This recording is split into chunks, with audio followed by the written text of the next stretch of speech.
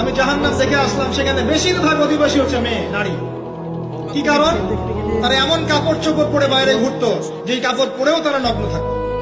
আমি কি ব্যাখ্যা করতে হবে? আপনি দেখতে পারেন না? এবং তারা স্বামীর সাথে কুফরি করত। সারা জীবন স্বামী যদি তাদের ভরণ পোষণ দেয়, ভালোবাসে, মহব্বত করে, তাদের জন্য জীবনটা ক্ষয় করে ফেলে, এক পর্যায়ে গিয়ে বলবে সারাটা জীবন তোমার কাছে কিছুই পাই না। বাস্তব, এগুলোর কারণে মেয়েরা বেশি বেশি জাহান্নামে যাবে। এবং তারা মানুষ মারা গেলে মাতম করে, বুক পিঠ চাপড়ায়, এই কারণে যাবে। এবং তর্ক লাগলে অভিশাপ দেয় বেশি, এই কারণে যাবে। আল্লাহ পাক আমাদের মা বোনদেরকে হেফাজত করুন। তবে একটা হাদিস আছে সুসংবাদের। নবী সাল্লাল্লাহু আলাইহি ওয়াসাল্লাম বলেছেন, একজন নারী যদি 4টা কাজ করতে পারেন, জান্নাতের যে কোনো দরজা দিয়ে ইচ্ছা প্রবেশ করতে পারবেন।